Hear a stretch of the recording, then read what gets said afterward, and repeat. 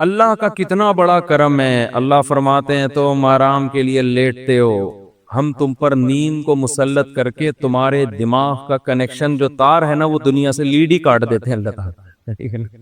Lead کیا ہو گئی؟ کیسا خراٹے لے کے پڑا ہوا ہوتا ہے کئی کئی گھنٹے، کبھی ادھر کروٹ کبھی ادھر کروٹ، اس کے بعد جب صبح اٹھتا ہے کیسا دماغ فریش، صبح کے وقت میں ایسا لگتا ہے جیسے نئی زندگی مل گئی۔ صبح اتنا سکون ہوتا ہے انسان کی طبیعت میں، سکون کی سب سے بڑی علامت پتہ ہے کیا ہے؟ کہ صبح آپ خاموش ہوتے ہیں۔ جو انسان سکون میں نہیں ہوتا نا وہ بولتا بہت ہے، اور جو سکون میں ہوتا ہے وہ کیا ہوتا ہے؟ بولو نا، ابھی تو بولنے کا ٹائم ہے۔ یہ ثابت کر رہے ہیں کہ ہم سکون میں ہیں۔ دیکھو صبح صبح فریش ہوتا ہے نا ذہن، تو فجر کی نماز میں آپ آ کے دیکھیں نمازی چپ چاپ بیٹھے ہوئے ہوں، تمیز سے، اور آدمی منہ نیچے کر کے بیٹھا ہوا ہوگا آرام سے۔ امام اگر 2 منٹ لیٹ بھی ہو جائے کوئی پیچھے مڑ کے نہیں دیکھتا، تکلیف نہیں ہوتی کسی کو، آ جائے گا بھائی، کو بھاگا تھوڑی جا رہا ہے۔ لیکن ظہر اثر میں دیکھیں آپ، ایک گہما گہمی، کوئی ادھر دیکھ رہا ہے، کوئی یوں دیکھ رہا ہے، کوئی گھڑی کو دیکھ رہا ہے، کوئی پیچھے دیکھ رہا ہے، وضو خانے میں امام کہاں گیا بھائی۔ گھروں میں بھی آپ دیکھیں صبح صبح اٹھ کے بچے اسکول جا رہے ہوتے ہیں، مائیں ان کو ناشتے کرا رہی ہوتی ہیں، ہلکی پھلکی بات ہوتی ہے، بیٹا یہ لے آؤ، یہ کر لو، وہ استغفار، جو ضرورت کی بات، ٹو دا پوائنٹ، وہ خاموش ہوتا ہے انسان۔ صبح اٹھیں آپ، منہ دھوئیں، چائے وائے پئیں یا ناشتہ کریں، اس کے بعد کوئی آگے باتیں کرنا شروع کر دے، انسان کو غصہ آتا ہے، چپ کر کے بیٹھو آرام سے یار، صبح صبح کے ٹائم پہ کیا لگائی ہوئی ہے، کہتے ہیں نا، اس لیے کہ دماغ میں کیا ہوتا ہے؟ سکون۔ تو یہ جو انسان ہے نا، یہ جتنا سکون میں ہوگا اتنا خاموش ہوگا۔ لوگ الٹا سمجھتے ہیں کہ جتنا بولو گے اتنا سکون ملے گا، ایسا نہیں ہے۔ بولنا بے سکونی کی علامت ہے اور بے وقوفی کی بھی علامت ہے۔ بچے زیادہ بولتے ہیں کیونکہ بے وقوف ہوتے ہیں، ہر وقت بولتے رہیں گے کہ نہیں بولتے رہیں گے؟ ابو یہ کیا ہے، ابو یہ کیوں، میں کیوں کیوں کیوں کیوں کرتے رہیں گے، میں کیا پالوں، میں کیا کروں، مجھے یہ چاہیے، مجھے وہ چاہیے۔ جب تھوڑے بڑے ہوتے ہیں تو چپ کر کے آرام سے کونے میں بیٹھے رہتے ہیں۔ ہمارے حضرت مفتی رشید احمد صاحب رحمہ اللہ تعالی کی محفل میں جب ہم پہلی مرتبہ گئے، حضرت کی آدھا گھنٹہ محفل ہوتی تھی، تو ہم جب جا کے بیٹھے ہیں تو وہ ہمارا خیال تھا آتے ہی باتیں کرنا شروع کر دیں گے، وہ آدھا گھنٹہ خاموش بیٹھے رہے، چپ بالکل۔ ہم کالج سے نکل کے گئے تھے، ہم نے یہ ماحول کبھی دیکھا ہی نہیں تھا، ہم بھی جا کے چپ کر گئے، ہمیں بولتے ہوئے اب ڈر لگ رہا ہے، ہم بھی چپ کر گئے، تمیز سے بیٹھ گئے وہاں۔ آدھا گھنٹہ وہ چپ بیٹھے رہے، تھوڑا دائیں دیکھا بائیں دیکھا، پھر اپنے کوئی تحریر تھی ان کے ہاتھ میں، تھوڑی سی اس پہ نظر کی، پھر چپ، پھر کسی کو دیکھ کے تھوڑا سا مسکرائے، ہم نے کہا بولیں گے کچھ، بس مسکرانے پہ اکتفا کیا، بھئی یہ مس کال ہے، فی الحال اتنا کافی ہے، ٹھیک ہے نا۔ یہ خاموش پیغام تھا، پتہ نہیں کیا پیغام دیا انہوں نے۔ آدھے گھنٹے کے بعد واپس چلے گئے۔ ہم نے کہا یہ کیسی محفل ہے بھائی، لیکن عجیب بات یہ کہ سکون ہمیں اتنا ملا شاید زندگی میں کبھی نہ ملا ہو، ایسا سکون ملا، اڑے یہ کیا ہے بھائی، ایسی خاموش جیسے سکینت آسمان سے اتر رہی ہے۔ میرے بڑے بھائی ایک دفعہ آئے ہمارے یہاں مدرسے میں، سب طلبہ نہ چپ چاپ بیٹھے ہوئے مطالعہ کر رہے تھے اپنا، تو وہ کئی گھنٹے ہمارے مدرسے میں رہے۔ تو جب وہ جانے لگے کہنے لگے اللہ کی قسم ایسا سکون زندگی میں کبھی بھی نہیں ملا جو یہاں کے ماحول میں، چپ چاپ سب بیٹھے ہوئے اپنے کام سے کام۔ لیکن آپ مختلف اداروں میں جا کے دیکھو، اپنے کام کے علاوہ دنیا کا ہر کام آدمی کر رہا ہوتا ہے۔ ایک موبائل کی دکان میں گیا نا، میں نے اس سے کہا یار موبائل ذرا خراب ہو گیا، اس کو ٹھیک کر دو، تو وہ ٹھیک کرنے لگا، تو ایک دوسرا آ کے جھانکنے لگا نا کیا کر رہا ہے یہ، انہی کے ملازم میں سے ایک دوسرا جھانکنے لگا یہ کر کیا رہا ہے، تو جو سیٹ تھا نا اس نے اس دوسرے کو ڈانٹ لگائی کہ تو اس کے کام میں ٹانگ کیوں اڑا رہا ہے، تیرا کام ہے موبائل سیل پرچیز کا، تیرا کام ہے، اس کا کام ہے ٹھیک کرنا، تو تو ادھر جھانک کے کیوں دے رہا ہے، اس کو یہ ڈر تھا کہ یہ اس سے کام تو نہیں سیکھ رہا کہیں، ٹھیک۔ تو یہ بھی بے سکونی کی علامت ہے نا۔ تو بچے بہت بولتے ہیں، ہر وقت بولتے رہتے ہیں، ہر وقت بولتے، چڑ چڑ پڑ پڑ کرتے رہتے ہیں بیٹھ، وہ بچوں پہ تو سوٹ کرتا ہے، بڑوں پہ سوٹ نہیں کرتا۔ دوسری بات یہ کہ مرد زیادہ بولتے ہیں یا خواتین زیادہ بولتی ہیں، ہیں بھائی؟ خواتین زیادہ بولتی ہیں، معذرت کے ساتھ تو یہ خود خواتین کی اس بات کی علامت ہے کہ مردوں سے ان میں عقل تھوڑی زیادہ کم نہیں، تھوڑی سی کم ہوتی ہے. وہ مانتی نہیں ہے خواتین، لیکن خواتین کو دلیل سے یہ بات سمجھانی ہو نا تو ان کو یہ سمجھایا کریں کہ بچوں میں عقل زیادہ ہوتی ہے یا بڑوں میں، تو فوراً وہ کہیں گی بچوں میں عقل کم اور بڑوں میں زیادہ. پھر ان کو یہ کہا کریں کہ بچے زیادہ بولتے ہیں یا بڑے، تو وہ کہیں گی بچے زیادہ بولتے ہیں. تو آپ ان کو بتائیں کہ اس سے پتا چلتا ہے کہ جن میں عقل کم ہوتی ہے وہ زیادہ بولتے ہیں. یہاں تک وہ آپ سے اتفاق کریں گے بالکل ٹھیک. پھر آپ ان سے کہیں کہ اچھا کسی محفل میں مرد بیٹھے ہوئے ہوں اور کسی محفل میں خواتین، تو شور شرابے کی آواز زیادہ کہاں سے آئے گی؟ ہم تو بچپن میں شادیوں میں جاتے تھے نا، تو پہلے تو مکس گیدرنگ کا ماحول نہیں تھا، اب تو مسی گیدرنگ ہو گئی ہے. تو زنانہ الگ ہوتا تھا، مردانہ الگ. تو ہم جب مردوں کے ڈپارٹمنٹ میں گھستے تھے چھوٹے بچے، وہاں چپ چاپ تھوڑی بہت بات. خواتین کے ڈپارٹمنٹ میں جاتے تھے وہ چپ چپ اللہ یہ دوپٹہ تم نے کہاں سے خریدا؟ میں نے وہاں سے خریدا. اللہ تم بٹن مارکیٹ سستا ملتا ہے، وہاں سے مہنگا ملتا ہے. تمہارے میاں کیا کر رہے ہیں؟ وہ دیکھو اس کو دیکھے کیا کر رہے ہیں. اتنی اسپیڈ سے باتیں ہوتی ہیں، ایک شور. تو ان کو یہ سمجھائیں، یہ اپنی بیوی کو سمجھائیں گھر جا کے، ٹھیک ہے نا. تو اس کو یہ بتائیں کہ کون زیادہ بولتا ہے، تو وہ کہیں گی کہ بھئی خواتین زیادہ بولتی ہیں. تو اس کا مطلب کیا ہے کہ مردوں میں عقل خواتین کی نسبت زیادہ ہوتی ہے. لیکن وہ اس سے اتفاق کرے گی نہیں، وہ اس سے اتفاق کرے گی. تو پھر آپ نے، اور پھر آپ برداشت بھی نہیں کر سکو گے، اور آپ نے اتفاق کر لیا تو پھر آپ نے یہ کہنا ہے کہ یہ تمہارے علاوہ عورتوں کی بات ہو رہی ہے.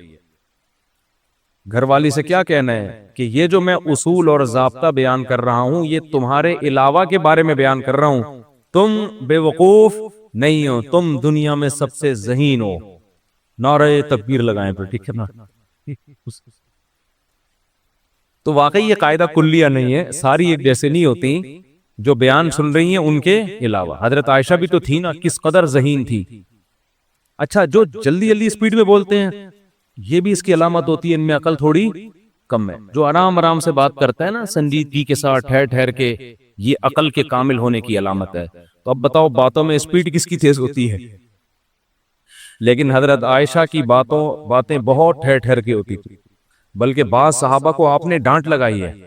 ایک آئے صحابی وہ جلدی جلدی کچھ پوچھنے لگے تو امی عائشہ نے ڈانٹ لگائی کہ اتنی جلدی جلدی بات کیوں کر رہے ہو؟ پھر فرمایا کہ آپ صلی اللہ علیہ وسلم کیسے ٹھہر ٹھہر کے بات کیا کرتے. تو اس لیے ساری خواتین نہیں ہوتی، بہت سے ذہین بھی ہوتی ہیں. اور یہ جو آج ہم نے سورت پڑھی ہے نا، اس میں ملکہ سبا کا بھی تذکرہ ہے. تو ملکہ سبا بڑی ذہین تھی، اس کا میں ابھی مختصر واقعہ آگے چل کے بیان کرتا ہوں. تو کہاں سے بات چل رہی تھی؟ اللہ نے فرمایا کہ ہم نے تمہارے رات کے وقت اللہ ہم پر نیند مسلط کر دیتے ہیں، ہمارے دماغ کا کنیکشن منقطع، ہم صبح اٹھتے ہیں بالکل فریش اور بات چیت کا کسی سے دل نہیں کرتا. یہ دل نہ کرنا، اور ایک تو دل بعض دفعہ ٹینشن کی وجہ سے بھی نہیں کرتا، وہ الگ چیز ہے، لیکن بعض دفعہ سکون کی وجہ سے انسان کیا چاہتا ہے؟ خاموشی. تو یہ خاموشی میں اس کی علامت ہے، بہت فریش ہے یہ اس وقت، اس کا ذہن بہت فریش ہے. اے میری قوم ایسا نہ ہو کہ جو عذاب نوح علیہ السلام کی قوم پہ آیا جس کا تمہیں پتہ ہے، یا جو عذاب قوم ہود پر آیا، یا جو عذاب قوم صالح پر آیا، ایسا نہ ہو کہ وہی تم پر بھی آ جائے. اور یہ بھی کہنے لگے وما قوم لوط منکم ببعید، لوط علیہ السلام کی قوم تو بہت قریب ہے تم سے، جا کے دیکھ لو ان کے حالات، وہ تو ابھی ماضی کا قریب کا قصہ ہے. وَيَا قَوْمِ لَا يَجْرِمَنْ وَيَا قَوْمِ اسْتَغْفِرُوا رَبَّكُمْ ثُمَّ تُوبُوا إِلَيْهِ، اے میری قوم اعتراضات چھوڑ دو، استغفروا ربکم، رب سے توبہ استغفار کرو. دیکھو وہ لوگ استغفار کا مطلب سمجھتے تھے، ہم لوگ استغفار کا مطلب نہیں سمجھتے. جب شعیب علیہ السلام نے کہا استغفار کرو تو ان کے لیے تو بڑا آسان تھا، ایک تسبیح استغفار کی صبح پڑھ لیتے، ایک تسبیح شام کو پڑھ لیتے. کہتے اتنی سی بات ہے تو ہمیں تو نماز میں ویسی کوئی اعتراض نہیں، تو استغفار کی ایک تسبیح پہ کیا اعتراض ہوگا. وہ سمجھتے تھے کہ استغفار کا مطلب ہے گناہ سے توبہ، جو ڈنڈی مار رہے ہیں یہ چھوڑیں اور پھر اللہ سے توبہ کریں. یہ والی توبہ آج کل مارکیٹ سے کیا چل رہی ہے؟ بہت سی چیزیں مارکیٹ میں شارٹ ہو گئی ہیں بھائی. لوگ چینی کو روتے ہیں یہ شارٹ ہو گئی وہ شارٹ ہو گئی, وہ بھائی بہت ساری چیزیں شارٹ ہوئی ہوئی ہیں. تو یہ والی توبہ آج کل مارکیٹ سے کیا چل رہی ہے؟ شارٹ چل رہی ہے. استغفار استغفر اللہ, ڈرامہ دیکھ کے بھی استغفار ہو رہا ہے, ہائے ہائے کیسا ہو گیا, کیسی ہیروئن ہے, توبہ توبہ, ٹھیک ہے نا, کیسا ہیرو ہے, اتنا گندا گانا, توبہ توبہ استغفر اللہ. تو یہ استغفار چل رہا ہے آج کل. تو استغفار کا مطلب وہ لوگ, بولو بھائی, وہ کچھ لوگ بیٹھے ہوئے تھے نا, ایک بس میں جا رہے تھے, سب ایک بس میں جا رہے تھے, ذرا دیندار تھے وہ, تو سب نے تہیہ کیا بھائی اگر کوئی لڑکی خاتون واتون نظر آ گئے نا تو استغفار پڑھنا بھائی, ٹھیک ہے نا, کیا کرنا ہے تاکہ نظریں نیچی کر لیں, توبہ استغفار. تو جیسے ہی ایک نے پڑھا نا استغفار استغفر اللہ, تو سب نے کہا کہاں ہے سب نے کیا کہا, وہ لاشعوری طور پر نکل گیا نا کہ چلو استغفار کریں گے لیکن دفعہ دیکھ تو لیں, بولے بتایا کہاں ہے کہاں, تو وہ لاشعوری طور پر ہوتا ہے بعض دفعہ. تو شعیب علیہ السلام نے کیا کہا, استغفروا ربکم ثم توبوا الیہ ان ربی قریب مجیب ان ربی رحیم ودود. ایک جگہ فرمایا رحیم بھی ہے اور بہت محبت کرنے والا ہے. ودود محبت کی سپرلیٹو ڈگری ہے, بہت محبت کرے گا تم سے, بہت زیادہ محبت, اتنی محبت کہ اس کے لیے تم نے گناہ چھوڑ دیا بھائی, بہت محبت کرے گا. تو ظاہر ہے اللہ جب محبت کرتا ہے تو ہماری طرح نہیں ہے کہ بہت محبت ہے بس ہے, تو بھائی یہ پیسے دو, اتنی محبت ہے تو ٹھیک ہے نا. آپ کو کوئی دوست پریشانی میں آئے آپ کے پاس, بہت پریشان تھا, اس کو پیسوں کی ضرورت تھی, وہ آپ اس سے کہہ رہے یار مجھے تمہیں, آپ کو پتہ نہیں تھا کہ ابھی یہ پیسے بھی مانگ لے گا مجھ سے, کہہ رہے یار مجھے تم سے بہت محبت ہے, ایکچولی میں بتا نہیں سکتا بہت محبت ہے. وہ بڑا خوش ہو گیا بھائی, اب تو ٹھیک ہے بھائی. تو کہہ رہے یار مجھے نا 100 روپے کی ضرورت ہے. اب آپ کہہ رہے یار یہ کیسے موقع پہ میں نے اظہار کر دیا محبت کا, ٹھیک ہے نا. تو ہم لوگوں کی محبت کیسی ہوتی ہے, ایسی ہوتی. اگر ہمیں پہلے سے پتا ہوتا پیسے مانگتا ہے تو ہم کیا کہتے ہیں, یہی محبت کچھ نہیں ہوتا. مفتی صاحب نے بیان کیا تھا لویریہ پر, وہ جا کے سن لینا, پھر ایسا کہیں گے ہم. تو اللہ جب کہہ رہا ہے نا کہ استغفار کرو گے تو میں کیا کروں گا, ودود بے پناہ محبت کروں گا, بے پناہ محبت. اس کا مطلب ہے کہ پھر اللہ نوازے گا, بہت بہت نوازے گا, رزق کی فراوانی کر دے گا, رزق کے دروازے کھول دے گا, دل میں سکون ڈال دے گا. اگر پریشانی بھی آئے گی تو درجات کو بلند کرنے کے لیے, جیسے یعقوب علیہ السلام پر پریشانی آئی, جیسے یوسف علیہ السلام پر پریشانی آئی تاکہ مصر کا بادشاہ بنا دوں, پھر وہ پریشان کرنے کے لیے پریشان نہیں کرے گا, وہ پریشان کرے گا خوشی دینے کے لیے. آپ حیران ہو کہ خوشی دینے کے لیے بھی کوئی پریشانی ہوتی ہے, ہوتی ہے. حدیث میں آتا ہے کہ ایک بوڑھی عورت نے نبی صلی اللہ علیہ وسلم سے پوچھا کہ کیا بوڑھی عورتیں جنت میں کیا میں جنت میں جاؤں گی؟ آپ نے فرمایا نہیں. ارے بھائی, نبی کے منہ سے ایک عورت سن لے کہ میں جنت میں نہیں جاؤں گی, اس پہ کیا گزرے گی؟ اس کا مطلب جہنم کا ٹھپا لگ گیا, اسٹیمپ لگ گئی. اتنی پریشان, خود سوچو کہ جن صحابہ کو جنت پر ایسا یقین تھا جیسے اپنی آنکھوں سے دیکھی. حضرت علی کی ایک روایت ہے کہ میں اگر جنت کو اور جہنم کو اپنی آنکھوں سے دیکھ لوں تو میرے ایمان میں اضافہ نہیں ہوگا. تو جن لوگوں کا ایمان ایسا ہو نبی پر, ایک ایک بات پر, وہ نبی کے منہ سے سن لیں کہ میں جنت میں نہیں جاؤں گی تو اس پہ قیامت نہیں آ گئی ہوگی. رونے لگی, پریشان ہو گئی. کچھ دیر میں نبی نے فرمایا کہ جاؤ گی جوان ہو کے. اس کنڈیشن میں اب یہاں ایک نقطہ اٹھایا ہے کہ بھئی ایسا مذاق کرنا جس سے تکلیف ہو, کسی مسلمان کو تکلیف دینا تو جائز نہیں ہے, تو نبی کیسے تکلیف دے سکتے ہیں؟ اتنی تکلیف میں ڈال دیا بیچاری کو.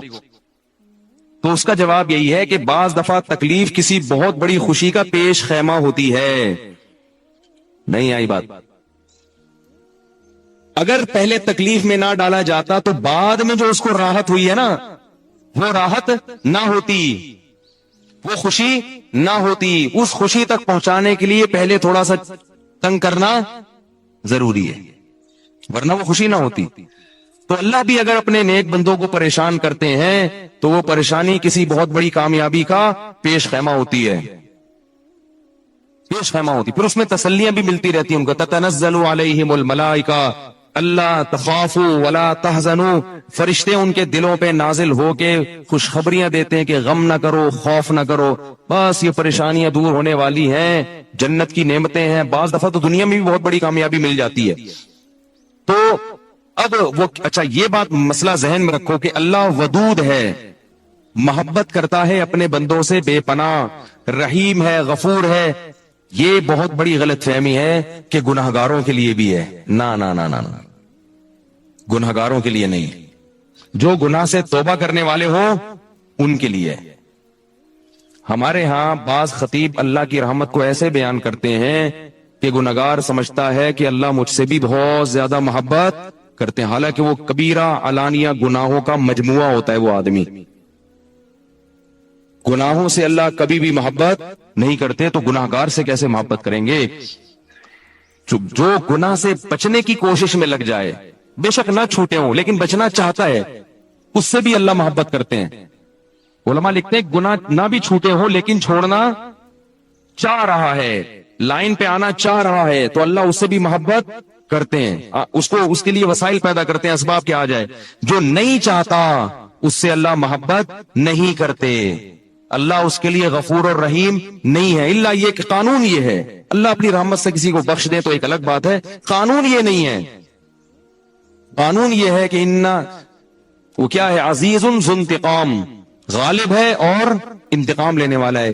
ان الذین یکسبون الاثم سیجزون بما كانوا یقترفون, جو گناہ کر رہے ہیں عنقریب پتہ چلے گا, عنقریب پکڑے جاؤ گے, عنقریب ٹھکائی لگے گی. تو جس سے محبت ہوتی ہے اس سے ایسے باتیں کی جاتی ہیں. آپ کو جس سے محبت ہے آپ اس کو دھمکیاں دیتے ہیں اس طریقے سے. اللہ فرماتے ہیں کہ تمتعوا, مزے اڑاؤ مزے, ان مصیرکم الی النار, آنا جہنم کی آگ کی طرف ہے. حدیث میں آتا ہے کہ میں سب سے زیادہ غیرت مند اور اللہ مجھ سے بھی زیادہ غیرت مند ہے. اور اللہ کی غیرت کو اس وقت جوش آتا ہے جب کوئی اللہ کے حرام کردہ کاموں میں سے کوئی کام کرتا ہے. یہ کون چیخ رہا ہے بھائی؟ ان کو سنبھالیں بچوں کو, باہر کیا ہو رہا ہے؟ پیچھے لوگ بیٹھے ہوئے ہیں, دیکھ نہیں رہے ان کو.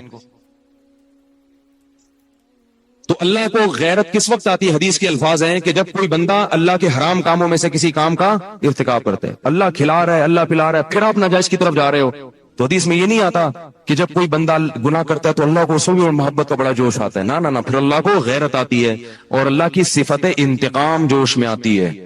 اس لیے بھائی گناہ کرتے ہوئے اللہ سے ڈرا کرو, اللہ کی رحمت کی امیدیں گناہ کرتے ہوئے نہ لگایا کرو. ایسا نہ ہو کرنے کے دوران کوئی چھت گر جائے, زمین پھٹ جائے. بنی اسرائیل نے گناہ کیا تھا نا, ہفتے کے دن اللہ نے منع کیا شکار مت کرو, انہوں نے کر لیا, تو کیا اللہ بڑا غفور رحیم, اللہ نے معاف کر دیا فوراً.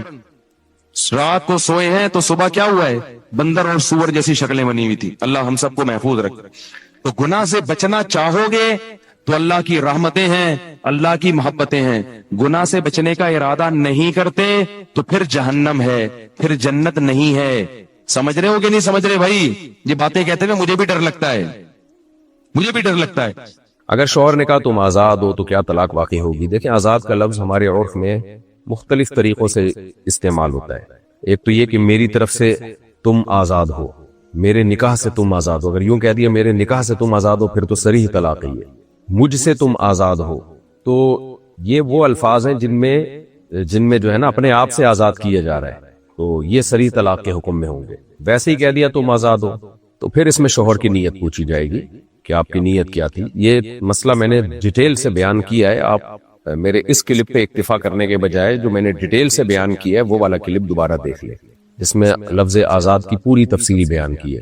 تو آپ نیٹ پہ لکھیں گے تم آزاد ہو یا آزاد کے لفظ سے طلاق کا حکم مفتی طارق مسعود ایسے لکھیں گے, پورا کلپ آ جائے گا. اس میں میں نے پوری ڈیٹیل بیان کی ہے. تو خلاصہ یہ ہے کہ جب کوئی اس طرح سے طلاق دے تو خود سے فوراً فیصلہ نہ کر لیں بلکہ کسی ماہر مفتی سے رجوع کریں. اور جو آپ نے پوچھا ہے تم آزاد ہو کہہ دیا, تو اس سے نیت کے بغیر یا قرینے کے بغیر طلاق واقع نہیں ہوتی. قرینے کا مطلب بیوی نے کہا تم مجھے آزاد کر دو یعنی طلاق دے دو, بیوی نے یوں کہے آپ نے کہا ٹھیک ہے تم آزاد ہو, تو یہاں تو پتہ چل رہا ہے آپ کی نیت طلاق ہی کی ہے. لیکن اگر ایسا واضح قرینہ نہ ہو تو پھر طلاق واقع نہیں ہوگی. شوہر سے پوچھا جائے گا تمہاری نیت کیا تھی, کیا چاہتے تھے تم.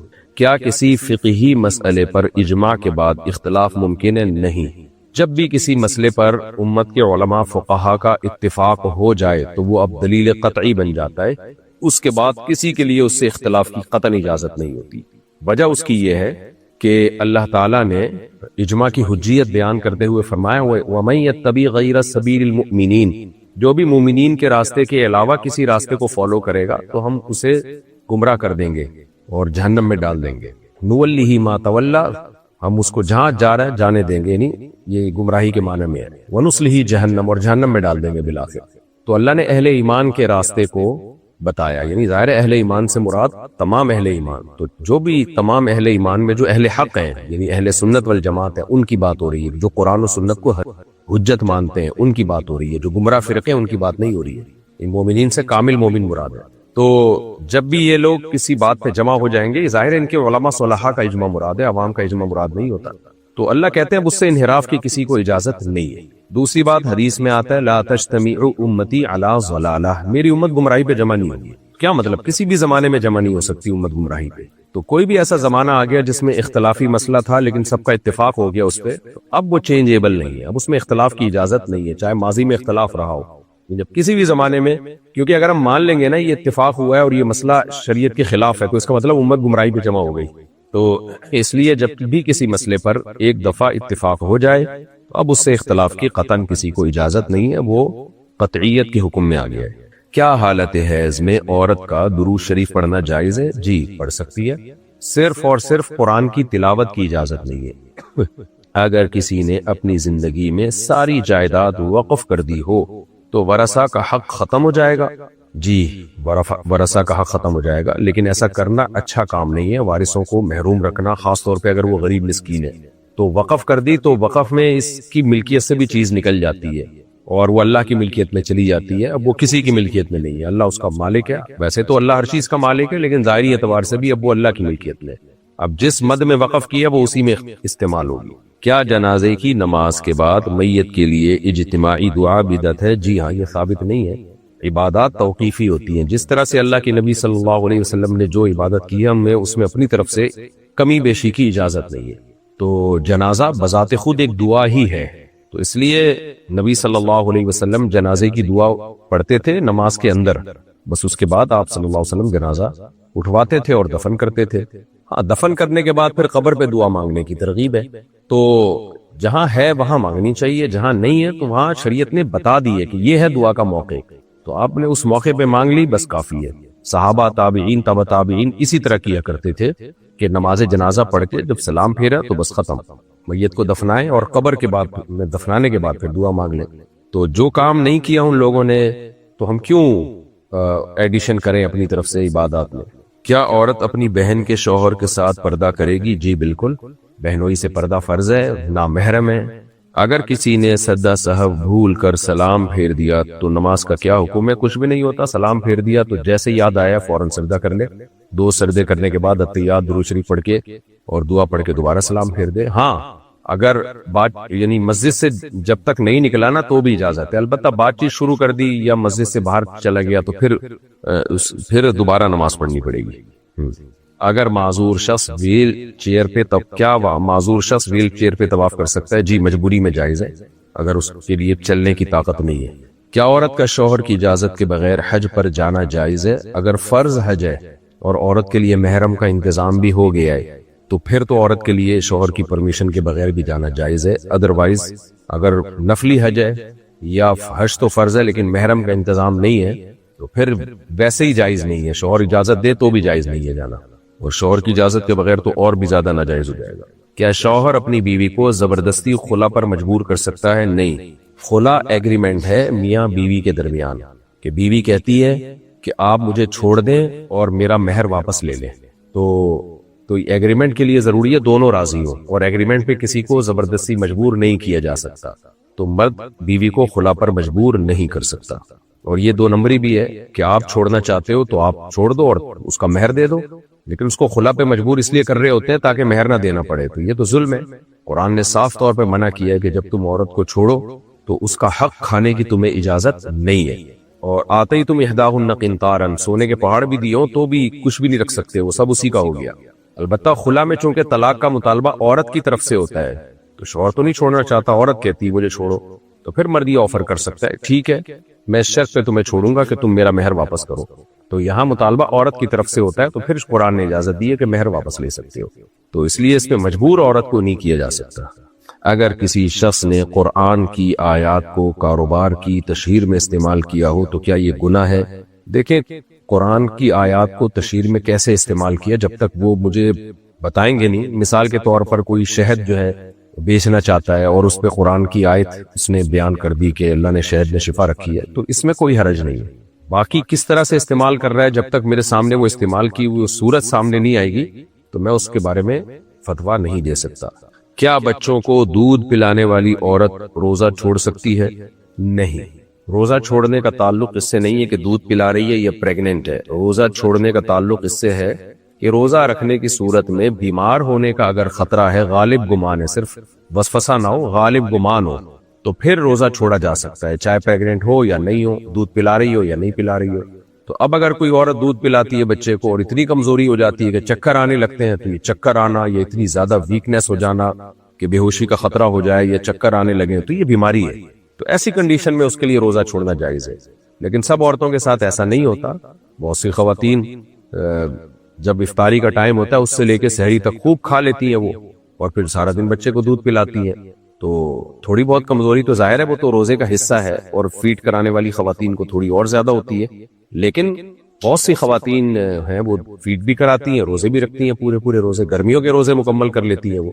بہرحال یہ ہر شخص کی صحت پر ہے، ہر عورت کی صحت پر ہے. اگر کسی عورت کو دودھ پلانے سے چکر آ رہے ہیں، یا بعض دفعہ یہ روزہ رکھنے سے دودھ پلائے گی، اگر وہ روزہ رکھنے کے بعد دودھ پلائے گی تو چکر آنا شروع ہو جاتے ہیں تو روزہ چھوڑ سکتی ہے. یا دودھ ہی نہیں آتا بعض خواتین کے، روزہ رکھتی ہیں تو دودھ ہی نہیں آ رہا ہوتا، ان کی صحت کمزور ہوتی ہے، تو پھر بچے کا نقصان ہوتا ہے، بچہ بیمار ہونے کا خطرہ ہوتا ہے، وہ بھوک سے چیختا رہتا ہے. پھر ایسی کنڈیشن میں بھی ان کے لیے روزہ چھوڑنا جائز ہے. نارملی پریگنینسی میں بھی روزہ نہیں چھوڑ سکتی، اور فیڈ کرانے والی عورت بھی روزہ نہیں چھوڑ سکتی. اصل مسئلہ یہی ہے، اس کنڈیشن میں چھوڑ سکتی ہے جو میں نے بیان کیا. کیا غیر مسلم ملازم کو زکوٰۃ دی جا سکتی ہے؟ نہیں. غیر مسلم ملازم کو ویسے صدقات و خیرات دے، زکوٰۃ ہو گیا، فطرانہ ہو گیا، قسم کا کفارہ ہو گیا، یہ سارے واجب صدقات جو ہیں یہ مسلم ہی کا حق ہے. تو غیر مسلم کو آپ ویسے صدقات و خیرات دیں، ثواب ملے گا. کیا جوتوں کے ساتھ نماز پڑھنا سنت ہے؟ دیکھیں نبی صلی اللہ علیہ وسلم کی ایک حدیث ہے جس میں بتایا گیا ہے کہ یہود و نصارہ بغیر جوتوں کے نماز پڑھتے ہیں، تو ہم جوتوں کے ساتھ نماز پڑھیں. لیکن یہ اس وقت کے ساتھ خاص ہے جب یہود و نصارہ جوتوں کے ساتھ وہ بغیر جوتوں کے نماز پڑھتے تھے، اور مسجدیں بھی ایسی پکی نہیں ہوتی تھی. تو اب جو ہے مسجدیں بھی پکی ہوتی ہیں اور یہود و نصارہ کے ساتھ مشابہت بھی نہیں ہے ننگے پاؤں نماز پڑھنے میں. تو اب اور جوتے پاک بھی نہیں ہوتے آج کل، یہ بھی بڑا مسئلہ ہے، کیونکہ پہلے زمانے میں اس طرح کے واش روم نہیں ہوا کرتے تھے.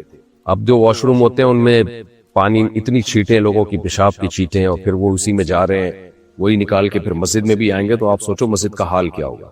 اس لیے صدیوں سے امت کا اجماع رہا ہے اس بات پر کہ اب مسجدوں میں آپ بغیر جوتوں کے داخل ہوں گے. اور نبی صلی اللہ علیہ وسلم نے فرمایا میری امت گمراہی پہ جمع نہیں ہو سکتی.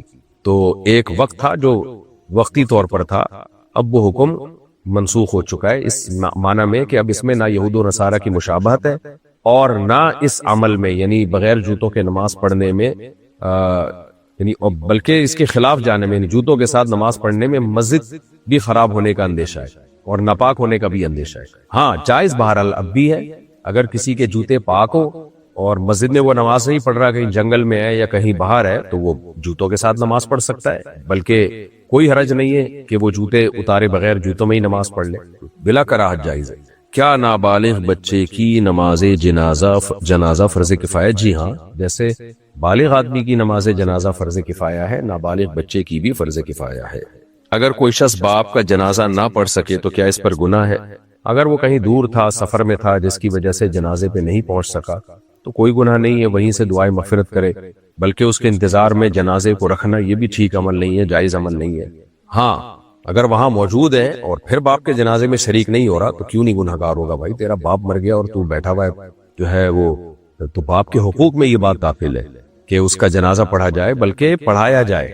اولاد کو چاہیے وہ تو خود پڑھائے جنازہ، مسجد کے امام سے اجازت لے لے. ہاں اجازت نہ دے امام تو پھر امام کا حق جو ہے، مفتی رشید احمد صاحب رحمہ اللہ تعالیٰ کی یہی تحقیق ہے کہ مسجد کے امام کا حق جنازے میں بھی زیادہ ہے. اس میں یہ جو ہے نا ولی کی اجازت کے بغیر امام نہیں پڑھا سکتا، اس میں کچھ تفصیل ایسل فتاوی میں اس کی ڈیٹیل آپ کو مل جائے گی. لیکن وہاں موجود ہوتے ہوئے باپ کا جنازہ نہ پڑھنا یہ قطع رحمی میں آئے گا. اگر کوئی امام تکبیر بھول جائے تو مقتدی کیا کرے؟ مقتدی کہہ لے تکبیر، ایک تو ہے نا تکبیر تحریمہ، یہ تو رکن ہے نماز کا، نماز میں داخل ہونے کی شرط ہے نماز کے لیے. باقی تکبیرات سنت ہے، اگر امام بھول جائے تو کچھ نہیں ہوتا، مقتدی کہہ دے تاکہ پیچھے مقتدیوں کو پتہ چل جائے کہ امام رکوع میں یا سجدے میں. کیا جدید ڈیجیٹل کرنسی پر زکوٰۃ لازم ہے؟ جی ہاں، جو چیز بھی عرف میں مال بن چکی ہے اور اس کی حکم کرنسی کا ہے تو اس پر زکوٰۃ لازم ہے. کیا والدین اپنی مرضی سے کسی بیٹے کو زیادہ حصہ دے سکتے ہیں؟ یہ اسلام میں سخت ناپسندیدہ ہے کہ آپ اولاد میں برابری نہ کریں. نبی صلی اللہ علیہ وسلم کی حدیث ہے نعمان ابن بشیر رضی اللہ تعالیٰ عنہ کی کہ ان کے غلام تھے، انہوں نے ایک بیٹے کو گفٹ دیا اور نبی سے کہا کہ آپ گواہ بن جائیں. آپ نے فرمایا کہ میں ظلم پہ گواہ نہیں بنتا، دوسرے کو بھی دو. تو عام حالات میں یہ ٹھیک عمل نہیں ہے، سخت مکروہ عمل ہے، ناپسندیدہ عمل ہے.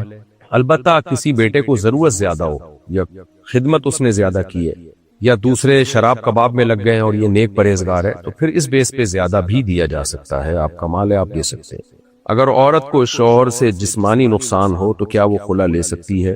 جسمانی نقصان کس نوعیت کا ہو، بہرحال واقعی باڈی کو کوئی نقصان ہو رہا ہے تو پھر خلا لے سکتی ہے، جائز ہے اس کے لیے، مگر خلا ایگریمنٹ ہے، شوہر کی مرضی کے بغیر ہوگا نہیں. یعنی نارمل حالات میں تو شریعت نے عورت کو اجازت نہیں دی ہے کہ شوہر سے ڈیورس کا مطالبہ کرے، لیکن کچھ آزار ایسے ہیں جس میں عورت کے لیے جائز ہے کہ وہ شوہر سے علیحدگی کا مطالبہ کرے. تو ان میں یہ بھی ہے کہ شوہر سے جو ہے وہ کوئی جسمانی واقعی جسمانی تکلیف پہنچ رہی ہو، لیکن وہ جسمانی تکلیف خود سے فیصلہ نہ کریں. اب جسمانی تکلیف تو ایک مبہم سا لفظ ہے نا، بعض دفعہ اتنی نازک مزاج عورتیں بھی ہوتی ہیں، شوہر نے تھوڑا سا اونچی آواز سے بات کر دی تو کہتی مجھے میں ڈپریشن میں چلی گئی ہوں. تو اب کیا کس نوعیت کی تکلیف ہو رہی ہے وہ نوعیت جب تک بیان نہیں کی جائے گی تو اس وقت تک اس بارے میں مسئلہ بیان کرنا میرے لیے ممکن نہیں. کیا غیر مسلم ملک میں سودی اکاؤنٹ رکھنا جائز ہے؟ نہیں جناب، سود حرام ہے، چاہے مسلم ملک ہو غیر مسلم ملک ہو. فتویٰ اسی قول پر ہے. اگر کسی نے کہا میری بیوی مجھ پر حرام ہے تو کیا طلاق واقع ہوگی؟ جی ہاں، ایک طلاق بائن واقع ہو جائے گی، طلاق بھی ہوگی اور نکاح بھی ختم ہو جائے گا، تو رجوع کا حق نہیں ہوگا مرد کے پاس. اب اگر وہ اسی بیوی کو رکھنا چاہتا ہے تو دوبارہ سے نکاح کرے اور آئندہ زندگی بھر 2 طلاقوں کا اختیار ہوگا اگر اس سے پہلے کبھی طلاق نہ دی ہو. کیا والدین کی اجازت کے بغیر نکاح کرنا جائز ہے؟ والدین کا بہت بڑا حق ہے، ان کو ناراض کرنا شریعت میں بہت برا کام ہے. تو حتی الامکان اس کا اہتمام کرنا چاہیے کہ آپ یہ کام ماں باپ کی مرضی کے بغیر نہ کریں، اور اس لیے بھی کہ آپ کی بیوی صرف آپ کی بیوی نہیں ہوگی بلکہ آپ کے والدین کی بہو بھی ہوگی، تو خاندان کا حصہ بھی ہوگی. تو لیکن اگر والدین بغیر کسی معقول وجہ کے خامخواہ میں رکاوٹ ڈال رہے ہو اور کوئی معقول ریزن نہ ہو، ویسے ہی بس کہہ رہے نہیں کرنی یا زبردستی کوئی پہنا رہے ہو آپ کو جو آپ کو بالکل آپ کا طبیعت ہی نہ ہو اس کی طرف آپ کی، تو پھر شریعت نے اجازت دی ہے کہ آپ کا بنیادی حق نکاح آپ کر سکتے ہیں. خلاصہ یہ نکلا کہ حتی الامکان ماں باپ کو راضی رکھنا چاہیے. جہاں شدید مجبوری ہو اور ماں باپ بہت زیادتی کر رہے ہوں، آپ کی زندگی خراب ہونے کا خطرہ ہو، وہاں ایک الگ مسئلہ ہے، پھر آپ کا بنیادی رائٹ ہے یہ نکاح کرنا. کیا عورت کو شوہر کے ترکہ میں جائیداد ملے گی؟ جی بالکل ملے گی. عورت کا اگر شوہر کی اولاد ہے تو عورت کا 8واں حصہ ہے 12.5%، اور اگر شوہر کے اولاد نہیں ہے تو پھر عورت کا 1/4 حصہ یعنی 25% بیوی کو ملے گا شوہر کی جائیداد میں سے. کیا امام کے بغیر نماز جمعہ ادا ہو سکتی ہے؟ بھائی نماز کوئی بھی جماعت والی امام کے بغیر نہیں ادا ہو سکتی. جمعہ کیسے ادا ہوگا؟ سوال میں سمجھا نہیں آپ کا. اگر باپ بے روزگار ہو تو کیا اس پر بچوں کا نفقہ دینا لازم ہے یا بیٹوں کو والد کا خرچہ برداشت کرنا ہوگا؟ نابالغ بیٹے اور بیٹیاں چاہے بالغ ہو یا نہ ہو یعنی غیر شادی شدہ، تو ان سب کا خرچہ باپ پہ لازم ہے، چاہے باپ برسر روزگار ہو یا نہ ہو. یعنی چند خرچے اللہ نے مرد کے کندھوں پہ ایسے ڈالے ہیں کہ وہ مرد نے بہرحال ادا کرنے ہی ہے. ایک بیوی کا خرچہ اور نابالغ لڑکوں کا خرچہ اور ان میرڈ بیٹیوں کا خرچہ. ہاں اگر بالغ بیٹی جاب کر رہی ہے تو پھر اس کا خرچہ باپ پہ لازم نہیں ہے. آج کل تو یہ بھی ایک مصیبت چل پڑی ہے، سب بھی لڑکیاں جاب کرنے لگی، پورا خاندانی نظام ہی تباہ و برباد ہونے جا رہا ہے. مرد اپاہج ہو جائیں گے تھوڑے دنوں میں جب ان پہ ذمہ داریاں نہیں آئیں گی، بولیں گے جاؤ کماؤ کھاؤ. تو ویسے شریعت میں جو ہے باپ پر سارا خرچہ ہے. اب سوال پیدا ہوتا ہے جب کما نہیں رہا تو بچوں کا نان نفقہ دے گا کیسے؟ بس محنت کرے گا، کوشش کرے گا، دعائیں مانگے گا، جیسے بھی کرے گا وہ کرنا پڑے گا مہاراج اس کو. البتہ بیٹے جب بالغ ہو جائیں نا تو پھر ان کا نان نفقہ باپ پہ لازم نہیں ہے. پھر ان کا نان نفقہ خود اپنے اوپر ہی لازم ہے، بلکہ باپ اگر محتاج ہو جائے، بے روزگار ہو جائے، تو بالغ بیٹوں پر باپ کا نان نفقہ بھی لازم ہو جاتا ہے الٹا۔ مگر اباؤں کو چاہیے ایسا کرے نہیں، بیٹا اگر بالغ ہو گیا ہے اور روزگار نہیں ہے تو جب اب تک کھلا رہے تھے تو کھلاتے رہو اس کو۔ دیکھیں قوانین شریعت کی الگ چیز ہیں، لیکن جو رہن سہن میں شریعت نے اخلاقیات سکھائے ہیں وہ ایک الگ ہے۔ اب پتہ چلا بیٹا بالغ ہوا، اب فوراً کہاں جاب ملتی ہے، آپ نے گھر سے نکال دیا، خود کما خود کھا، تو یہ تھوڑا سا غیر اخلاقی حرکت ہوگی۔ باپ کے جو ایک اللہ نے رشتہ بنایا اولاد کے لیے، اس رشتے کے تقاضوں کے بارے میں خلاف ہوگا یہ تو جب یہ مسائل جب بتائے جاتے ہیں جب جھگڑا ہو جائے، باپ بیٹے میں جھگڑا ہو جائے، تو پھر شریعت لا بتایا جائے گا کہ بھئی تم پر باپ کا خرچہ باپ پر تمہارا خرچہ لازم نہیں ہے۔ گھاس کٹوانے کے عوض کٹی ہوئی گھاس بطور اجرت دینا شرعاً درست ہے یا نہیں؟ دیکھیں آگ، پانی اور گھاس، یہ تین چیزیں ایسی ہیں کہ حدیث میں آتا ہے کہ یہ سب اس میں برابر کے شریک ہیں۔ کہیں آگ جل رہی ہے، کوئی آ کے آگ سلگا کے لے جائے، کوئی نہر جا رہی ہے تو سب پانی نکال سکتے اس سے، آپ کو یہ نہیں ہے کہ بس میں ہی نکالوں گا باقی کوئی نہیں لے گا اس سے۔ اور اسی طرح گھاس لگی ہوئی ہے تو سب کے جانور چر سکتے ہیں، البتہ اگر کاٹ لی جائے یا پانی کو اسٹور کر لیا جائے جیسے کین میں، بوتلوں میں، تو پھر اس کا بیچنا جائز ہے۔ تو اس لیے اگر کٹی ہوئی گھاس ہے اور کسی نے گٹریاں بنا دی ہیں تو بیچ سکتا ہے اس کو، اور بطور اجرت دینا جائز نہیں ہے۔ اجرت کا مطلب یہ ہے کہ یہ میری زمین ہے، اس پہ گھاس لگی ہوئی ہے، 1 گھنٹہ اپنے جانور کو بولو چرے، 1 گھنٹے کے میں اتنے پیسے لوں گا، یہ عمل ٹھیک نہیں ہے۔ اس کا طریقہ یہ ہے کہ گھاس کاٹ کے اس کو بیچ دے، یہ لو بھائی، یا زمین اس کو دے دے، یعنی مالک کو دے دے کہ میں تمہیں آدھے گھنٹے کے لیے زمین رینٹ پہ دے رہا ہوں رہنے کے لیے، پھر اس میں وہ اپنا جانور لا کے بھی وہ چرانا شروع کر دے تو ٹھیک ہے۔ جانوروں کی شکل والے بسکٹ یا کھلونے کھانا یا استعمال کرنا جائز ہے کیونکہ شریعت میں تصویر کو مٹانے کا حکم دیا گیا ہے نا، تو جب کھائیں گے تو تصویر فنا ہو جائے گی، تو اور اچھی بات ہے، کھا کے ختم کریں تصویر کو۔ چیونٹیوں کو آگ میں ڈال کر جلانا شرعاً جائز ہے یا نہیں؟ نہیں جائز نہیں ہے۔ نبی صلی اللہ علیہ وسلم نے فرمایا لا يعذب بالنار الا رب النار، آگ سے تکلیف دینے کی اتھارٹی، آگ سے تکلیف دینے کا اختیار صرف اللہ کے پاس ہے جس نے آگ کو بنایا، مخلوق کو اس کی اجازت نہیں ہے کہ کسی کو آگ میں جلائے۔ اگر کسی کے سر پر مہندی لگی ہو تو کیا وہ اس حالت میں نماز پڑھ سکتا ہے؟ جی، اگر وضو باوضو ہے وہ تو پڑھ سکتا ہے۔ ایک بیوہ، ایک بیٹی اور 6 بہنوں کے درمیان میراث کیسے تقسیم ہوگی؟ اگر اس بندے کے والدین نہیں ہیں، جو فوت ہوا ہے، صرف بیوہ ہے، ایک بیٹی ہے اور 6 بہنیں ہیں، اور پھر بھتیجے ہیں یا بھانجے ہیں، ان کی بھی ڈیٹیل لکھ کے بھیجیں۔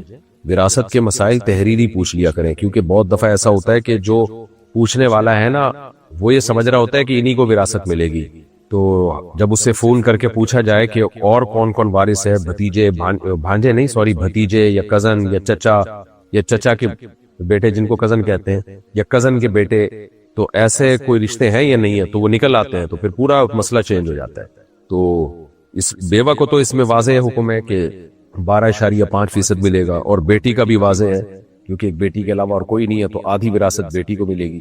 باقی جو 6 بہنیں ہیں تو 6 بہنوں کے ساتھ بھائی ہے یا نہیں ہے، اور بھائی نہیں ہے تو بھتیجا ہے یا نہیں، چچا ہے یا نہیں ہے، کزن ہے یا نہیں ہے، بھتیجا ہے یا نہیں، اس کی پوری ڈیٹیل بتائیں، پھر انشاءاللہ مسئلہ بیان کیا جائے گا۔ کیا دکانداری کی وجہ سے، یعنی خلاصہ نکلا کہ بیوہ کو تو بہرحال 12.5% ملے گا اور بیٹی کو آدھی جائیداد ملے گی۔ کیا دکانداری کی وجہ سے جماعت چھوڑنا درست ہے؟ بالکل درست نہیں ہے۔ قرآن میں جماعت کی نماز کے لیے یہی اللہ نے ذکر کیا، رجال لا تلہیہم تجارت ولا بیع عن ذکر اللہ، کہ مسجدوں میں جو لوگ نماز پڑھنے آتے ہیں ان کو تجارت اور خرید و فروخت اللہ کی یاد سے، یعنی جماعت کی نماز سے غافل نہیں کرتی۔ تو اللہ نے تو جماعت کی نماز میں حکم یہی دیا کہ تجارت اور دکان چھوڑ کے آؤ تم۔ اکثر دن ننگے سر رہنا شرعاً کیسا ہے؟ جائز ہے، لیکن مسلمان کلچر میں صحابہ، تابعین، خود نبی صلی اللہ علیہ وسلم کی سنت مبارکہ سر کو ڈھانپنا ہی ہے، اس لیے سر کو ڈھانپ کے رکھنا ہی چاہیے۔ کیا قرآن مجید کو تجوید کے بغیر پڑھنا جائز ہے؟ نہیں جناب، قرآن کو ورتل القرآن ترتیلا اللہ نے حکم دیا ہے، عمدہ طریقے سے قرآن کو پڑھنے کا حکم ہے۔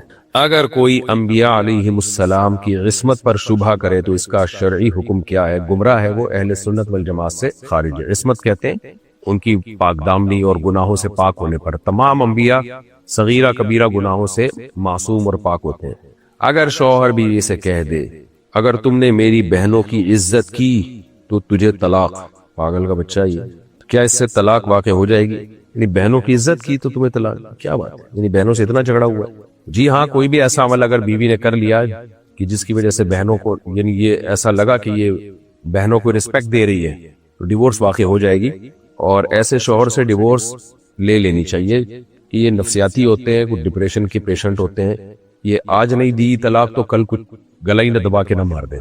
جو اس طرح کے پاگل لوگ ہوتے ہیں نا، جو اس طرح کی شرطوں کے ساتھ طلاق کو معلق کرتے ہیں، تو ان سے میرا خیال یہی ہے کہ عقل مندی کا تقاضا یہی ہے کہ پہلی فرصت میں علیحدگی لے لینی چاہیے. اس خاتون کو چاہیے کہ وہ ان کی بہنوں کو خوب رسپیکٹ دے، گلے ملے اور سلوٹ کرے ان کو، اتنی واضح رسپیکٹ دے کہ کسی مفتی کو یہ تردد ہی نہ رہے کہ پتہ نہیں رسپیکٹ دیے کہ نہیں دیے، تو اور پھر علیحدگی لے. بہت بڑی جہالت ہے یہ اس طرح کے الفاظ کہنا. اگر والد اپنی زندگی میں اپنی زمین صرف بیٹیوں کو ہبہ کر دے تو کیا یہ درست ہے؟ غلط ہے. بیٹے کیوں، وہ کیا سوتیلے ہیں؟ بیٹیوں کو بھی دے، بیٹوں کو بھی دے. ہاں، بیٹے کوئی خدا نخواستہ نالائق ہیں، شرابی کبابی اور اس طرح کی چیزوں میں لگ گئے ہیں، جب ظالم ہے ایک نمبر کے، تو پھر صرف بیٹیوں کو ہبہ کر دینا جائز ہے. لیکن ہبہ جب ہوگا جب ان کو ہینڈ اوور بھی کرے، ان کے مکمل قبضے میں دے. اور زمین کا قبضہ ایسے ہوتا ہے، لکیریں کھینچ کے بتا دے کہ یہ تمہاری زمین ہے، اور وہ آ کے اس پہ کم سے کم ایک دفعہ کھڑی ہو جائے آ کے کہ ہاں جی میرے قبضے میں آ گئی ہے. صرف نام کر دینا کاغذات میں، اس کو شریعت قبضہ نہیں مانتی. پورے سال دودھ خریدنے کا معاہدہ پہلے سے کر لینا جائز ہے یا نہیں؟ جائز ہے. یہ بیع سلم کہلاتی ہے کہ آپ نے ایڈوانس پیسے دے دیے اور کہا کہ اتنے کلو دودھ گائے کا یا بھینس کا پوری ڈیٹیل بتا دی کہ اب آپ نے بہرحال ہر قیمت سے مجھے 1 سال کے اندر اندر دینا ہے. ایک محتمم اپنے لیے کتنی تنخواہ مقرر کر سکتا ہے؟ محتمم کو چاہیے کہ وہ کمیٹی بنائے مدرسے میں نیک لوگوں کی، اور پھر وہ کمیٹی طے کرے گی کہ آپ کی کتنی تنخواہ ہے. محتمم خود طے نہیں کرے گا. جیسے یعنی جو بھی اس طرح کے معاملات ہوتے تاکہ اس پہ انگلی نہ اٹھائے، ورنہ تو کچھ بھی رکھ لے، 1 کروڑ رکھ لے، 2 کروڑ رکھ لے، 10 لاکھ رکھ لے، کوئی انتہائی نہیں ہے. تو کوئی کمیٹی بنائی جائے گی، وہ کمیٹی طے کرے گی کہ جی مدرسے کے محتمم کی تنخواہ اتنی ہونی چاہیے ان خدمات کے پیش نظر. اور وہ کمیٹی بھی اللہ کو حاضر ناظر جان کے اور عرف کو دیکھ کر کے، عرف میں کتنی تنخواہ عام طور پہ ہوتی ہے یا اس طرح کے ملازمین کو کتنے پیسے دیے جاتے ہیں، نہ بہت زیادہ ہو نہ بہت کم ہو، ایک اندازے سے، ایک اعتدال کے ساتھ. اور بہتر یہی ہے کہ اس بارے میں کسی یعنی اپنا مدرسے کی لوکیشن اور محتمم کے کام کتنے ہیں وہ بتا کے کسی بڑے مدرسے سے، جیسے دارالعلوم کورنگی ہے یا بنوری ٹاؤن ہے یا جامعۃ الرشید ہے یا لاہور میں جو بڑے مدارس ہیں جامعہ اشرفیہ وغیرہ، ایسے کسی بڑے ریلائبل مدرسے سے باقاعدہ تحریری فتویٰ لے لیا جائے تو یہ زیادہ صحیح ہوتا ہے. ورنہ محتمم پہ چھوڑ دیں گے تو کیا بھروسہ بھائی کتنی تنخواہ رکھ لے. مدارس کے طلبہ کی بچی ہوئی روٹیاں بیچنا درست ہے یا نہیں؟ جائز ہے، لیکن وہ جو پیسے آئیں گے وہ پھر مدرسے ہی کے کسی کام میں استعمال ہوں گے. کیا کسی سرکاری کام کروانے کے بعد اگر وہ خوشی سے پیسے دے دے تو لینا جائز ہے؟ دیکھیں، سرکاری کام کروانے کے بعد کوئی بھی خوشی سے پیسے نہیں دیتا، وہ رشوت کے طور پہ ہی دے رہا ہوتا ہے تاکہ آگے بھی کام نکلے. تو اس لیے اس کے جائز ہونے کا فتویٰ عام طور پہ نہیں دیا جا سکتا. لیکن اگر بہرحال کسی آفیسر کو پرسنلی کوئی شخص جانتا ہے، 100% یقین ہے، یا آفیسر کو پتا ہے کہ میرے ذل میں کوئی لالچ نہیں ہے اور کوئی رشوت کا کانسیپٹ نہیں ہے، نہ مجھے ضرورت ہے نہ مجھے کوئی لالچ ہے، میں نے جو وہی کام کرنا ہے جو گورنمنٹ نے میرے ذمہ لگایا ہے، تو جائز ہے. اس کے لیے گفٹ ہے جس کو بھی دیا جا سکتا ہے، لیکن عام طور پہ ایسا ہوتا نہیں ہے. اس لیے حضرات فقہاء کرام نے جج اور قاضی کے لیے تحفے لینے سے بھی منع کیا ہے، سوائے ان تحفوں کے جو پہلے سے چل رہے ہو. جج بننے کے بعد تو انہوں نے کہا کہ اب آپ کسی کلائنٹ سے گفٹ نہیں لے سکتے. اس کی وجہ یہی ہے کہ اس میں اس بات کا بہت زیادہ امکان ہے کہ آپ کو رشوت دی جا رہی ہے اپنے حق میں فیصلہ کرانے کے لیے. اگر شوہر بیوی سے کہے آزاد ہو، کہیں جانے کے لیے مجھ سے اجازت لینے کی ضرورت نہیں، تو کیسے طلاق واقع ہو جاتی ہے؟ نہیں جی، اس سے نہیں ہوتی طلاق.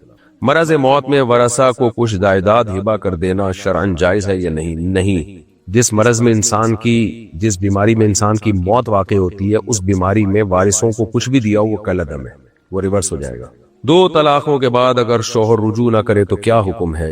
2 طلاقوں کے بعد شوہر نے رجوع نہیں کیا تو عدت یعنی 3 حیض گزرنے کے بعد نکاح ختم ہو جائے گا، عورت آزاد ہو جائے گی، اور جب چاہے عورت اسی مرد سے بھی نکاح کر سکتی ہے، یعنی اسی سے نکاح کرنا چاہے تو عدت کے اندر بھی کر سکتی ہے، اور اس کے علاوہ کہیں کرنا چاہے تو عدت کے بعد جہاں چاہے نکاح کر لے. ایک بیٹا اور ایک بیٹی کے درمیان ترکہ کس طرح تقسیم ہوگا؟ کسی شخص کی موت ہوئی ہے اور اس کے والدین حیات نہیں ہے تو پھر ایک بیٹا اور ایک بیٹی میں تقسیم ایسے ہوگا کہ کل جائیداد کے 3 حصے کیے جائیں گے، 2 بیٹے کو اور 1 بیٹی کو. بیوہ عدت کہاں گزارے گی؟ میکے میں یا سسرال میں؟ سسرال میں گزارے گی جہاں اس کے شوہر کا گھر تھا. ووٹ کی خرید و فروخت کرنا اور اس پر طلاق کی قسم کھانا شرعاً کیا حکم رکھتا ہے؟ ووٹ کی خرید و فروخت جائز نہیں ہے، اور یہ بعض مذہبی لوگوں میں کلما کی طلاقوں کی قسمیں اٹھوائی جاتی ہیں۔ بعض لوگوں میں تو یہ بھی ہوتا ہے کہ آپ جماعت سے وابستہ رہیں اور کلما کی طلاق کی قسم اٹھائی جاتی ہے کہ آپ نے جماعت چھوڑی تو آپ کی بیوی کو طلاق ہو جائے گی۔ یہ سب حرام کام ہے، ناجائز کام ہے۔ کسی کو اس طرح سے کیپچر کر لینا، باؤنڈ کر لینا کہ اس کو ہلنے کی آپ اجازت نہیں دے رہے، کل اس کا اعتماد ختم ہو سکتا ہے آپ کے اوپر، لیکن یہ کہ وہ صحیح حلفی قسمیں اٹھا لی گئی ہوتی ہیں، اب وہ ہل ہی نہیں سکتے، زندگی بھر کے لیے برباد ہو جاتے ہیں۔ یہ غیر شرعی طریقے ہیں، ہمیں نہیں ملتا اصحاب رسول صلی اللہ علیہ وسلم میں اور احادیث میں اس طرح کی چیزیں۔ سادہ بیعت ہوتی تھی، نبی کے ہاتھ پہ لوگ بیعت کرتے تھے، کوئی اس طرح کی قسمیں نہیں اٹھوائی جاتی تھی۔ آج کل یہ ہونے لگا ہے کہ جی وہ کلما کی طلاق، کہ اگر میں نے جماعت چھوڑی، آپ کے ہاتھ سے بیعت توڑ دی یا جماعت چھوڑ دی تو بیوی کو طلاق ہے، اس طرح اس کو باؤنڈ کرنے کے لیے حرکتیں کر رہے ہوتے ہیں۔ تو یہ سب غیر شرعی طریقے ہیں۔ ملازمت میں حاضری دیے بغیر تنخواہ لینا کیسا ہے؟ آپ خود سوچیں کیسا ہونا چاہیے۔ وہ ضمیر گوارا کرتا ہے کہ حاضری دینی اور تنخواہ لے رہے ہوتے، اور نہ حرام ہے، ناجائز ہے میرے بھائی۔ اگر ملازمت کرنے والا اپنی جگہ کسی اور کو لگا دے اور خود گھر بیٹھے تو اس کا کیا حکم ہے؟ اس کا حکم یہ ہے کہ جس کی ملازمت کر رہے ہیں یہ اس سے پوچھیں کہ اس کی طرف سے اس کی پرمیشن ہے یا نہیں ہے۔ اگر پرمیشن ہے تو ٹھیک ہے، نہیں ہے تو پھر ٹھیک نہیں ہے، پھر جائز نہیں ہے۔ کمپنی سے سونا قسطوں پر خریدنا جائز ہے یا نہیں ہے؟ جائز ہے، لیکن ایک طرف سے قبضہ ضروری ہے، یعنی آپ سونا خرید لیں پھر آپ قسطیں جمع کرتے رہیں۔ وہ کہ اختلافی مسئلہ ہے، بعض علماء اس کو بیع صرف میں داخل کر کے ناجائز سمجھتے ہیں، لیکن ہمارے ہاں بر صغیر کے علماء حضرت مفتی تقی عثمانی صاحب وغیرہ اور خود امام محمد، ابھی مجھے اسپیسیفک یاد نہیں ہے کہ کس فقی سے اس کا جواز منقول ہے، غالباً امام محمد سے اس کا جواز منقول ہے کہ جو لوگوں کے کہنے سے جو کرنسی بنتی ہے خلقتاً ثمن نہ ہو تو اس میں بیع صرف نہیں ہوتی، یعنی بیع صرف کا مطلب اگر ایک طرف وہ کرنسی ہے جو خلقتاً ہے جیسے سونا اور چاندی، اور ایک طرف یہ وہ کرنسی ہے جو لوگوں کے عرف کی وجہ سے کرنسی بنی ہو، تو اس میں بیع صرف کے احکام جاری نہیں ہوتے، ایک طرف کا قبضہ بھی کافی ہے۔ تو اس لیے ہمارے نزدیک فتویٰ اسی پر ہے کہ اگر سونے پہ قبضہ کر لیا تو پھر کرنسی قسطوں میں دی جا سکتی ہے، البتہ عرب علماء اس کو ناجائز سمجھتے ہیں۔ زکوٰۃ کی رقم سے کتابیں خرید کر طلبہ میں تقسیم کرنا جائز ہے یا نہیں ہے؟ جائز ہے، لیکن ان طلبہ میں تقسیم کی جائیں گی جو زکوٰۃ کے مستحق ہیں۔ اگر گاؤں میں پہلے سے پرانی مسجد موجود ہو تو کیا وہاں نئی مسجد میں جمعہ قائم کرنا درست ہے؟ گاؤں میں جمعہ نہیں ہوتا، چاہے پرانی مسجد ہو چاہے نئی مسجد ہو۔ جمعہ بڑے بڑے قصبوں میں ہوتا ہے، وہ گاؤں جو شہر کے حکم میں ہو، بڑا قصبہ ہو یا شہر ہو، ان میں جمعہ جائز ہے۔ نبی صلی اللہ علیہ وسلم کے دور میں کبھی بھی گاؤں میں جمعہ نہیں ہوا، بلکہ صحابہ کرام جمعے کی نماز باریاں لگا کے مدینہ میں پڑھنے کے لیے آیا کرتے تھے۔ کیا مرحوم بھائی کی بیوہ اپنے دیوروں کے ساتھ ایک گھر میں رہ سکتی ہے؟ اگر جوان بیوہ ہے اور اس کو خطرہ ہے اپنی عزت کا، دیور نامحرم ہوتے ہیں اور جو ہے وہ پھر شوہر بھی نہیں ہے تو اور زیادہ خطرہ ہے، پھر دیور سے تو شریعت میں احتیاط کا حکم عام لوگوں سے زیادہ ہے، تو زنا کا ذرا سا بھی باریک سا بھی ہلکا سا بھی اندیشہ ہو تو حرام ہے بالکل رہنا۔ لیکن اگر عورت بیوہ ہو کے یعنی بوڑھی ہو چکی ہے، اس میں اٹریکشن ختم ہو چکی ہے اور فتنے کا کوئی اندیشہ نہیں ہے تو پھر گنجائش ہے رہنے کی۔ اگر شفعہ لینے والا فوراً طلب نہ کرے تو کیا اس کا حق باطل ہو جائے گا؟ جی ہاں، شفعہ کہتے ہیں کہ آپ نے کوئی مکان بیچا تو شریعت نے پڑوسی کو یہ حق دیا ہے کہ جیسے ہی اس کو اطلاع ملی کہ آپ نے مکان بیچا ہے وہ فوراً اسی وقت کہہ دے کہ میں یہ مکان لوں گا، تو پھر جس نے مکان بیچا ہے وہ شرعاً پابند ہوگا کہ پڑوسی کو بیچے اس قیمت پہ جس قیمت پہ اس نے کسی اور کو بیچا ہے، وہ پڑوسی کا حق متعین ہو جاتا ہے۔ لیکن یہ جب پڑوسی کو جیسے ہی پتا چلا فوراً بول دے کہ میں شفعہ کرتا ہوں، یعنی مجھے چاہیے یہ مکان، اگر وہ خاموش رہ گیا تو یہ اس کی علامت ہے کہ وہ اس پہ راضی ہے کہ یہ مکان کسی اور کو بیچ دو، تو پھر وہ بعد میں شفعہ نہیں کر سکتا۔ تو اس لیے فوراً طلب کرنا ضروری ہے، اگر فوراً طلب نہ کرے تو اس کا حق باطل ہو جاتا ہے۔ کیا مسجد کی پرانی اشیاء بیچ کر اس کی قیمت مسجد کے استعمال میں لائی جا سکتی ہے؟ جی ہاں، لائی جا سکتی ہے۔ اگر کسی نے کرائے پر رکھی ہوئی چیز تلف کر دی تو اس کا ضمان ہوگا؟ جی ہاں ہوگا، اور خود تلف کیے تو ضمان دینا پڑے گا۔ اگر مبی بائے کے قبضے میں ضائع ہو جائے تو اس کا ضامن کون ہوگا؟ بائے ہوگا اس کا ضامن، بے فسخ ہو جائے گی، کیونکہ مشتری کے قبضے میں جب تک چیز نہیں آ جاتی تو مشتری کے ضمان میں نہیں آتی وہ، تو جب تک بائے کے قبضے میں ہے اور ابھی چیز بکی نہیں ہے، یعنی قبضہ نہیں ہوا، صرف خریدی گئی ہے، تو وہ ختم ہو جائے گا معاملہ۔ کسی غیر مقلد لڑکے کے ساتھ رشتہ کرنا درست ہے؟ جائز ہے، اہل حدیث بھی اہل سنت والجماعت میں داخل ہے، البتہ چند باتوں کا اس سے پہلے سے ایگریمنٹ کروا لیا جائے، اس کو یہ بتا دیا جائے کہ اگر تم نے 3 طلاقیں دی تو 3 ہی سمجھی جائیں گی، اپنے کسی بھی مفتی سے فتویٰ لے آئے تو ہم اس کو 3 نہیں مانیں گے، تو سوری ہم اس فتوے کو نہیں مانیں گے، 3 طلاقیں 3 ہی ہوتی ہیں، کیونکہ اہل حدیثوں سے شادی میں یہ بڑا مسئلہ ہے کہ وہ 3 طلاقیں دے کے ایک سمجھ رہے ہوتے ہیں، تو چونکہ یہ قرآن کے بھی خلاف ہے یہ مسئلہ، احادیث صحیحہ بخاری مسلم کے بھی خلاف ہے، یعنی 3 طلاقوں کو ایک کہنا، اور صحابہ کے تو اجماع کے خلاف ہے اور چاروں اماموں کے اجماع کے خلاف ہے۔ علامہ ابن تیمیہ رحمہ اللہ تعالیٰ کے دور میں یہ شروع ہوا ہے۔ میں بار بار اس پہ بولتا رہتا ہوں، کچھ علماء جو ہے نا وہ حوالے پیش کرتے ہیں کہ دیکھو بعض صحابہ بھی 3 کو ایک کہتے تھے، تو یہ صرف دعوے ہی ہیں، حوالے نہیں ہیں، ان حوالوں میں جاؤ کچھ بھی نہیں نکلتا، تو دعوے کرنے پر گورنمنٹ کی طرف سے کوئی پابندی نہیں ہے، تو اس لیے اس کو پہلے سے بتا دیا جائے۔ ایک تو یہ کہ 3 طلاقیں دی تو وہ 3 سمجھی جائیں گی، ہم بیٹی کو گھر بٹھا لیں گے، پھر جتنے مرضی فتوے لاتے رہو وہ رکھنا اپنے پاس، ہم نہیں بھیجیں گے، کیونکہ یہ زنا ہی ہے 3 طلاقوں کے بعد بیوی کو شوہر کے حوالے کرنا۔ دوسری بات یہ کہ اس سے یہ بھی معاہدہ کیا جائے کہ کچھ اہل حدیث متشدد ہوتے ہیں، سارے نہیں ہوتے لیکن کچھ ہوتے ہیں، وہ اسلاف کو برا بلا کہتے ہیں، بعض تو صحابہ پہ بھی بڑے جری ہو جاتے ہیں اور ائمہ مجتہدین کو برا بلا کہتے ہیں، اگرچہ میجورٹی ایسی نہیں ہے لیکن کچھ شدت پسند ہوتے ہیں، تو ان سے بہرحال اگر ایسا کچھ شدت پسند ہے تو اس میں نکاح کرنے میں احتیاط کرنی چاہیے، خطرہ ہوتا ہے کہ آپ کی بچی بھی اسلاف کے بارے میں اس کی زبان نہ کھل جائے اور علماء کی بے احترامی نہ شروع کر دے۔ اگر یہ 2 خطرے موجود نہ ہوں تو پھر اہل حدیث سے نکاح کرنے میں کوئی حرج نہیں ہے۔ شادی کے موقع پر سلامی میں ملنے والی رقم اور زیورات کس کی ملکیت شمار ہوں گے؟ جس کو دیے ہیں اس کی ملکیت ہوں گے، بیوی کو ملے ہیں تو بیوی کی ملکیت میں ہے۔ کیا سالگرہ پر دیا گیا تحفہ یا رقم استعمال کرنا جائز ہے؟ سالگرہ ہی ٹھیک نہیں ہے، فضول قسم کی بیہودہ رسم ہے، غیر مسلموں سے آئی ہے، اس سے اجتناب کرنا لازم ہے۔ باقی کسی نے سالگرہ منا کر حماقت کا ثبوت دے بھی دیا، غیر مسلموں والے طریقوں پر اس کو خوشی محسوس ہو رہی ہے، تو اس حماقت پہ اگر اس کو گفٹ مل گئے ہیں تو گفٹ تو بہرحال ایک جائز چیز ہے، وہ استعمال کر سکتا ہے، لیکن یہ اصل پوچھنے کی چیز یہ نہیں ہے کہ گفٹ لینا، اصل پوچھنے کی چیز یہ کہ سالگرہ منانا ٹھیک ہے یا نہیں۔ شادی کے بعد باپ کی جگہ شوہر کا نام لگانا جائز ہے لیکن نہ لگایا جائے، باپ ہی کا نام چلایا جائے، یہ چیز اسلامی مزاج کے زیادہ قریب ہے، اور ویسے بھی شوہر کے ساتھ ہی اب اس نے رہنا ہے تو باپ کا نام تو لگا رہنے دو نا، پتہ چلے کہ یار کوئی رشتہ تھا ابا سے بھی، تو بالکل ہی باپ کا نام بھی ختم ہو گیا، اب شوہر کے پاس تو ویسے ہی جانا ہے، اطاعت بھی شوہر کی کرے گی وہ، تو اس لیے باپ کا نام نسب تو باپ سے ہی چلتا ہے، اس لیے افضل اور بہتر یہی ہے اور شریعت کے مزاج کے قریب تر یہی ہے کہ باپ ہی کا نام شادی کے بعد لگایا جائے۔